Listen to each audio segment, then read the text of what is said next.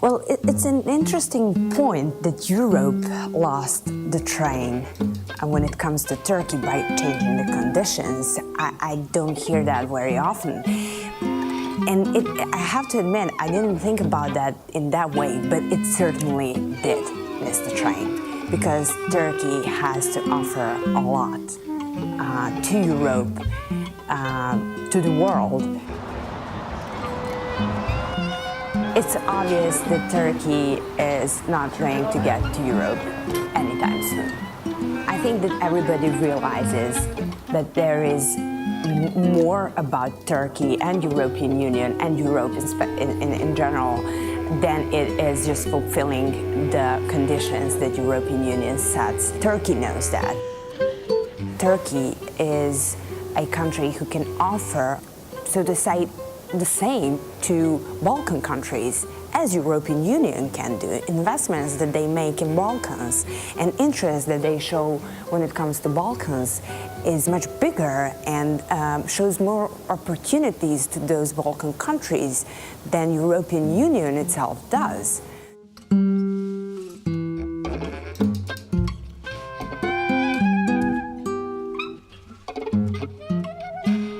The whole region would be more interested in dealing with Turkey than dealing with Europe.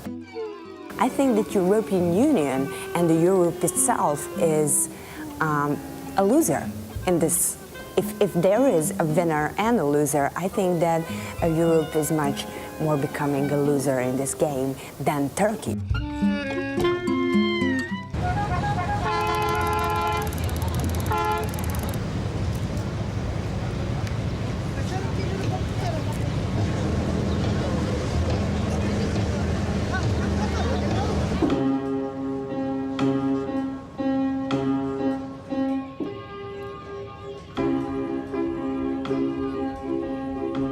Ces mosquées qui hurlent, ça bouge, ça grouille, c'est vallonné, il y a l'eau à côté, il y a tout, il y a cette espèce d'abondance d'éléments différents.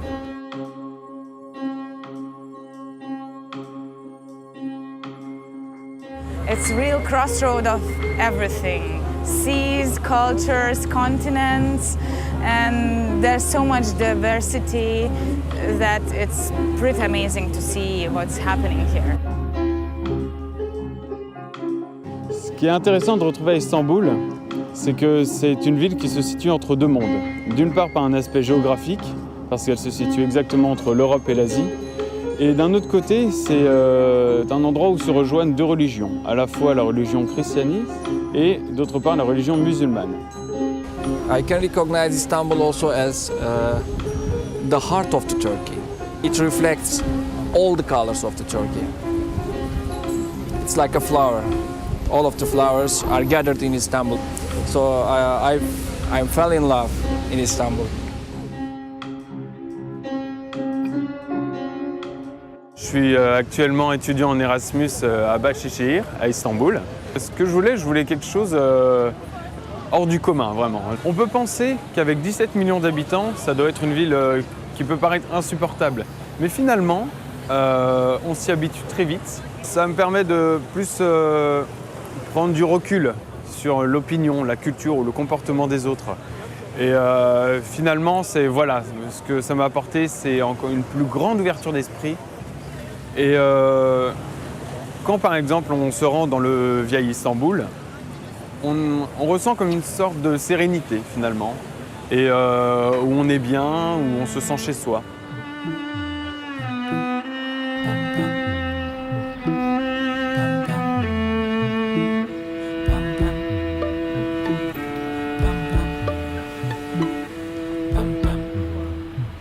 J'avais vraiment envie de...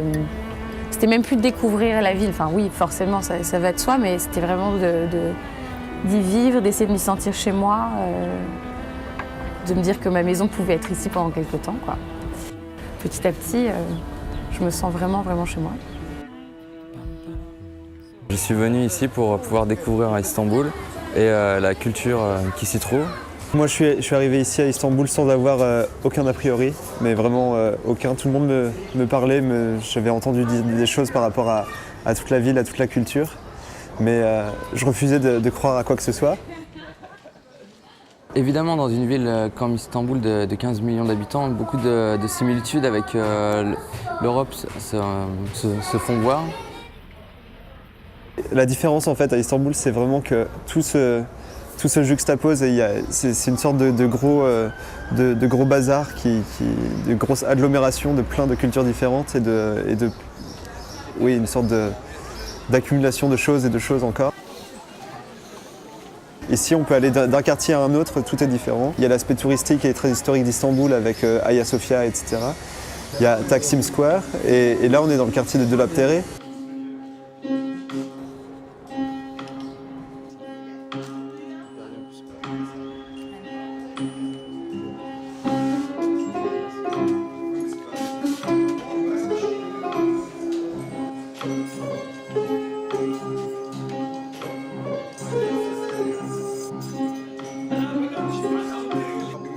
Şimdi benim her şeyden önce baba mesleğim bu. Ben bu işi şöyle diyeyim ben size 7 yaşından beri bu işi yaparım. Baba mesleği olduğu için devam ettiriyorum. Para kazanma kolay mı derseniz ben tahmin ediyorum dünyanın her yerinde para kazanmak zordur. Yani ter akıtıyorsun, mücadele ediyorsun. Dünyada her çeşit insan var, onlarla uğraşıyorsun. Bir de bizim sektörün şanssızlığı şurada. Yani asitli, siyanürlü olduğu için yani pek yani atıyorum adam çocuğunu kolejde okutup koleji bitirip yani çizmeyi giyip asitlerin içine sokmuyor çocuğunu. Haliyle biraz yani şey insanlarla yani hayata tecrübesi olmayan insanlarla, okul tahsili olmayan insanlarla mücadele ediyoruz. Beni olayın bu tarafı yoruyor. Çünkü aydın bir insanla çalışmak kolay oluyor, cahil bir insanla çalışmak daha zor oluyor. Meslek de şimdi zaten şöyle dediğim gibi yani asitli siyanürlü iş olduğu için rahatsız edici bir meslek olduğu için ben de şahsen çocuğumu bu işe koymam. Yani durum bu. Ama memnunuz, ekmek yiyoruz. Yani hepimiz buradan sebepleniyoruz. Buradan kaç kişi ekmek yiyor, çoluğuna çocuğuna ekmek getiriyor. Hamdolsun ve mesleğimi seviyorum ama. Bence Avrupa Birliği'ne girerse kalitemiz de yükselecek, hijyenik de olacağına ben inanıyorum.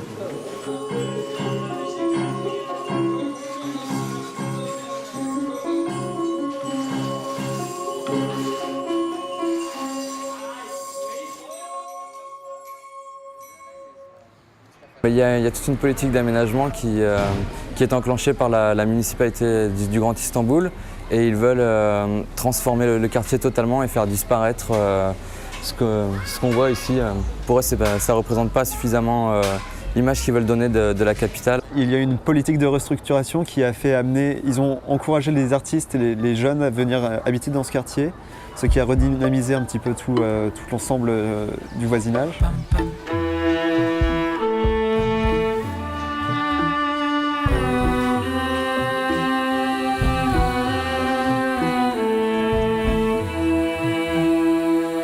Et à l'échelle aussi de la ville, il y a les deux continents et qui me plaît énormément, moi, pour dire que c'est très symbolique, mais c'est comme s'il y avait deux cultures, même s'il y en a beaucoup plus finalement.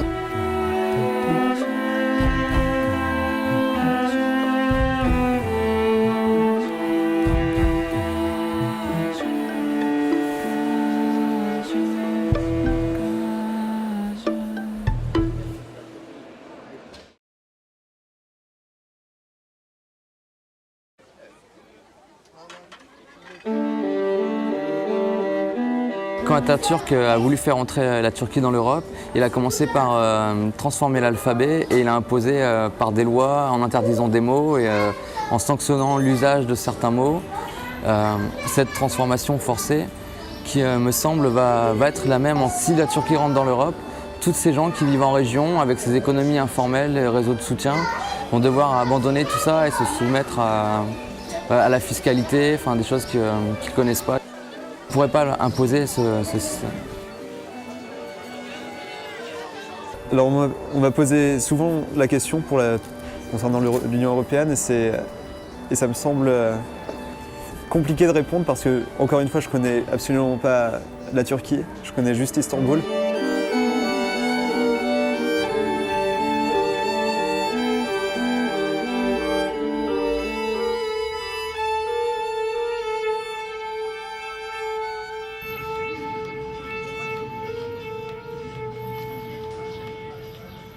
I can understand that there are some misjudgments about Turkey, and it's very normal.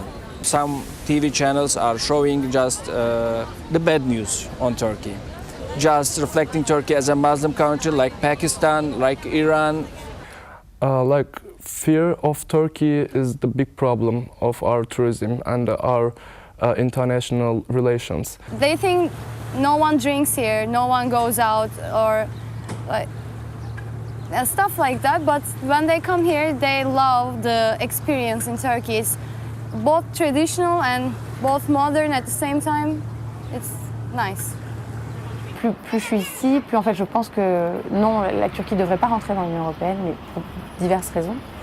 En fait, je pense que ce qui me fait peur avec l'entrée de la Turquie dans l'Union européenne, c'est plutôt l'uniformisation des cultures et des traditions. Et je pense que la Turquie parvient à conserver quand même pas mal de particularités dans sa culture, dans ses traditions, dans son histoire, dans sa religion. It is clear that Turkey has an ambition to be a member of the European Union, and they got social profit, they got political profit from these negotiations. On the other hand, it is clear that there is a disappointment from the Turkish society. They are hearing everything about what has been told in Brussels, what has been told in Strasbourg, or what has been told in Paris, Berlin. It is creating its own opposition in Turkey. Far right of Turkey, European Union is now, it's a bad news, but according to me, it's creating its own opposition. People start to think that European Union is not necessary for Turkey because of the big rules, because of the big changes for Turkish culture. Nearly half of the population don't want to be in the part of European Union. I think we are never gonna be able to join European Union, but I think it's okay and it's great that we try because it means we are trying to reach some standards. That means the more we try, the more we are gonna be better at stuff like human rights. We're gonna be a more democratic country if we try. Si on enlève tout ce qui n'est pas pareil qu'en Europe, la Turquie n'a plus vraiment ou Istanbul en tout cas n'a plus son charme, perdrait son charme et son caractère. Donc pour le moment, je préfère la Turquie en dehors de l'Union européenne, même si ça peut être un peu grave de dire ça, mais pour moi c'est beaucoup trop beau pour rentrer dans l'Union européenne.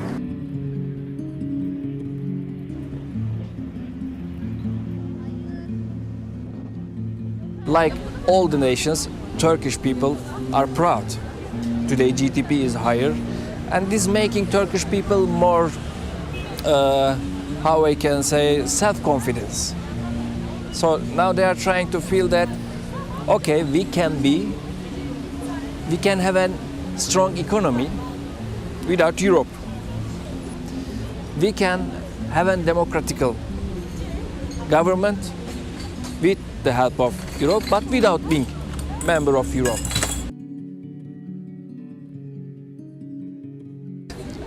European Union has a very good role by pushing the reforms in Turkey. Turkey's importance is getting bigger and bigger because no matter, we are not the best example for democracy, but we are better, we are much in advance compared to other Middle Eastern countries. Since we are a Muslim country, we set an example for them. Turkey is becoming like a big brother for them. Secularism got its roots first at the Ottoman era. The Ottoman rulers were calling all the citizens as the millet. Millet is not a nation, millet is not a religion, millet is not a part of a religion. Millet is name of all of the citizens living in a country. This was one of the most important point today structuring Turkish society. j'aimerais pas en fait que l'Europe et maintenant une partie du Moyen-Orient s'uniformise pour devenir un amas d'individus qui circulent sans franche identité, quoi. Et donc du coup, je trouve que la Turquie là en ce moment a une position quand même ultra privilégiée avec ce qui se passe au Moyen-Orient. Ça reste de l'ordre du discours, mais elle se veut quand même le grand frère du Moyen-Orient et le porte-parole un peu par rapport à l'Union européenne. Et l'Union européenne fait appel à la Turquie justement pour gérer un peu ce qui se passe au Moyen-Orient.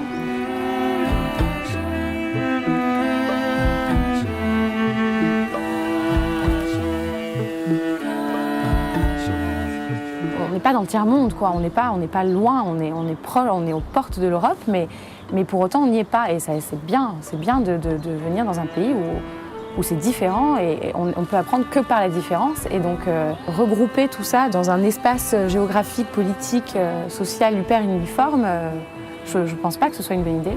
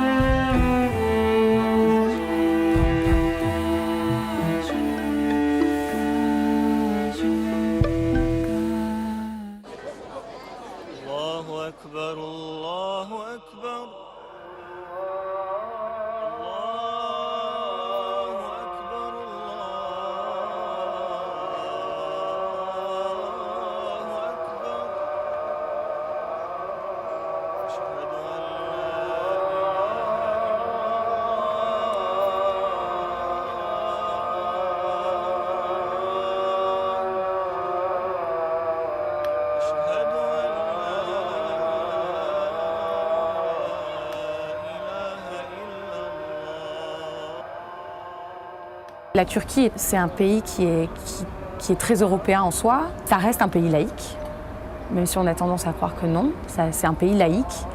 Il y a une constitution laïque.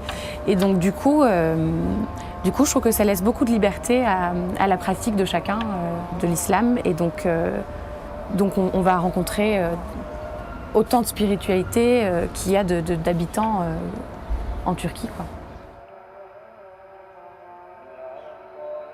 Du coup, ça m'a renoué avec en fait, comment on pouvait personnaliser son rapport à la religion. Comment, en fait, la religion, c'était pas un bloc, espèce de grand monstre fanatique, quoi, mais que c'était plutôt une approche personnelle et que chaque personne, en fait, avait sa propre spiritualité, sa propre religion. J'arrivais avec plein d'a priori. Pour moi, la Turquie était un pays ultra musulman, autoritaire. J'avais aucune idée du système politique qui pouvait être en place. Et j'étais persuadée qu'il allait falloir qu'on se voile ou qu'on se retrouve dans des situations qui ne me plairaient pas, quoi. During the Ottoman era, the Muslim identity of the country was the first priority of this government. But today, still it is important, but it is not the first priority of the government. Et je m'en suis énormément voulu, en fait, d'être si bornée et de ne pas avoir réfléchi à ce que pouvait être le pays réellement.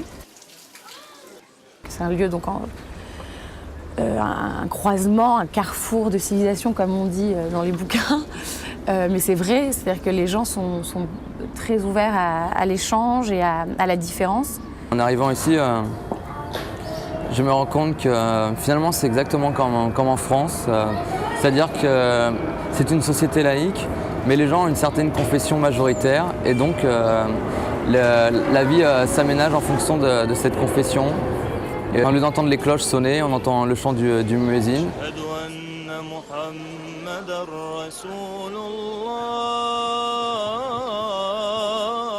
Praying hours, it's something very powerful. When you hear the people starting to pray and the mosques start to speak to each other, it's very interesting to observe, and the city becomes so quiet and everybody turns off the music and starts to speak a little bit lower, and then you understand that this is a power which you can compare to the test of the military alarm. When sometimes when the city is attacked with bombs, then they put on all those microphones telling you where you have to go to hide.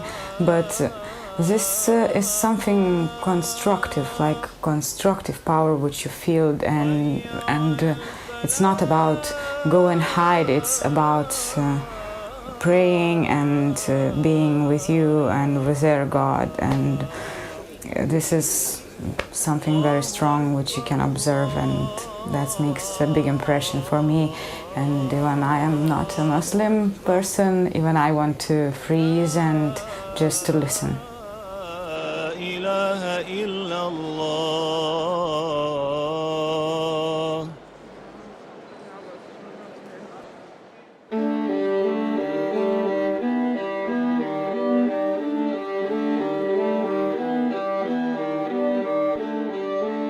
Since Turkey is a Muslim country, most of the students think that everyone is very strict about the rules, and they think that everyone is judgmental, so not everything is free, they can't do everything, stuff like that, but it's not like that at all. Même si à des heures très précises, les minarets vont chanter, les gens à côté de ça, ils vivent et ils n'organisent pas du tout leur journée par rapport à ça, en fonction de ça, et ils vivent leur spiritualité comme bon leur semble. Et donc il va y avoir des personnes très conservatrices et très religieuses et assez sévères dans leur pratique, comme il va y avoir des gens qui vont être très ouverts et qui vont avoir une pratique complètement différente et s'opposer à une forme de conservatisme religieux.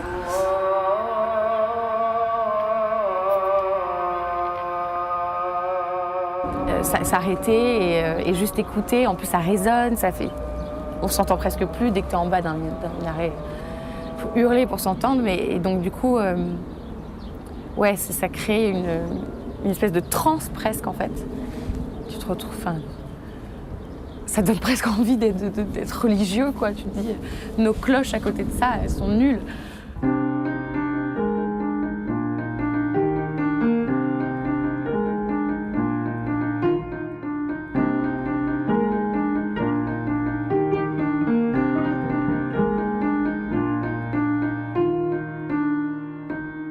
En Turquie, les femmes qui portent le foulard et qui se sont battues, qui ont lutté pour avoir le droit de le porter tout en participant à la vie sociale, éducative, etc., ont en fait contribué à l'amélioration et de la modernité turque et de la démocratie en Turquie.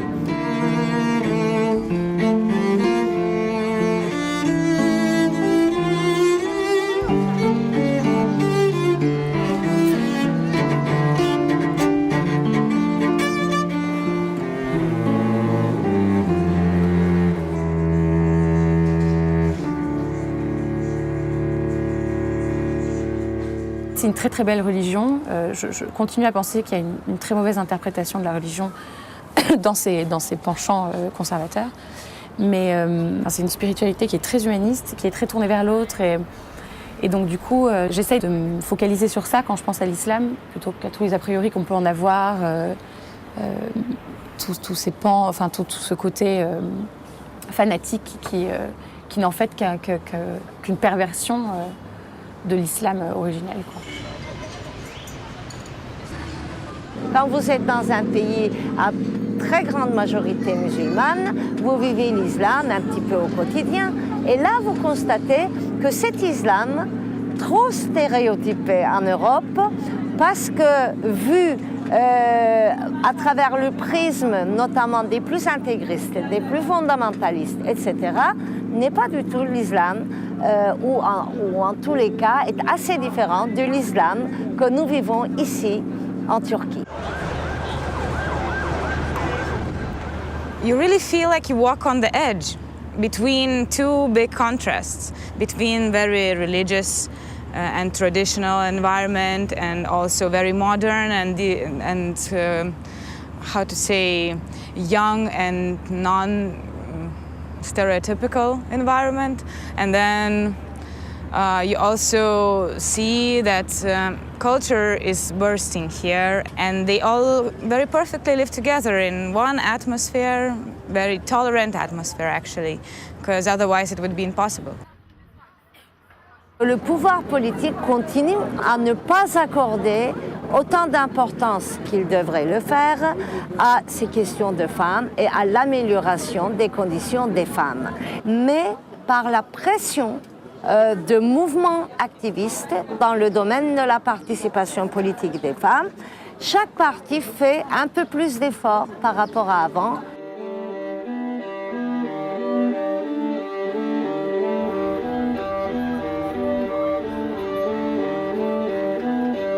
I believe that this country, as a medium between two continents, has a very big potential, and it's developing more and more, and seems like people are very positive about this development. And I believe this country will play a very big role in this area.